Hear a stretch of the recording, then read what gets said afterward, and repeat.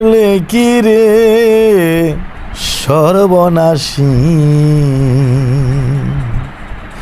নদীর ঘাটে কেন এলে? করলে কি রে সর্বনাশী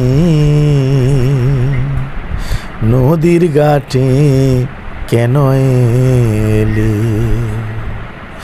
নদীর ঘাটে আসতে মানা,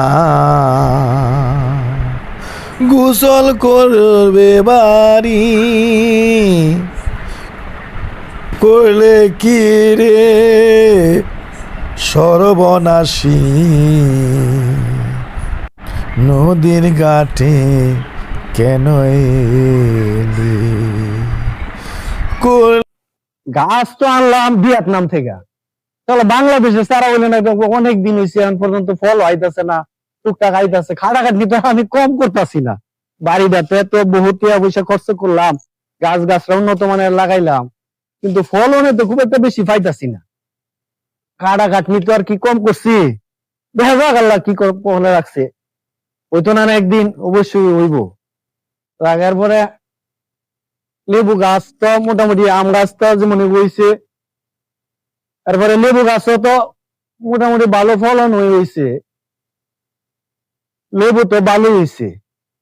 এটা তো আমরা বেশি লেবু, এটা খাইতে খুব স্বাদ, এটা অনেক ভালো। কলা গাছও মাসাল্লাহ ভালোই। যাক, মোটামুটি সবকিছুই আমার পরিশ্রম একটু সার্থকতা হইব, ভালোই আছে সব।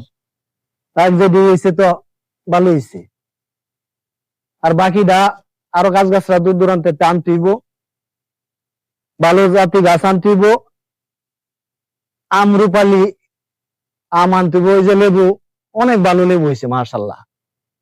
তাহলে পুঁজিটা উঠে যদি আমি দিই কালকে কিছু বাজারে নিয়ে যাইবাম।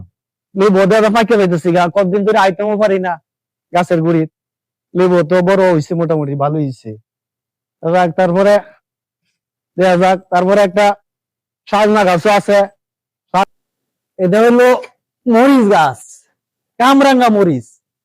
এই কামরাঙ্গা মরিচের যে জাল, যারা খাইছে এরা বুঝে। খুব শখ করে মরিচ গাছটা আনছি, আইনা লাগাইছি মোটামুটি ভালোই দইছে, বা পাইকাও গেছি গা। পাকতাছে, একটা বাইরিতেছে, একটা পাকতাছে, একটা কাঁচা, খুবই সুন্দর। এটা একটু খাটাখাটনি বেশি করতে হবে, এটা ফলন ভালোই হয়েছে। ওখানে আরো গাছ আনতে, একটা গাছে আনছিলাম পুকে ধরে লাইছে মনে হয়, একটা গাছ দেখা যাক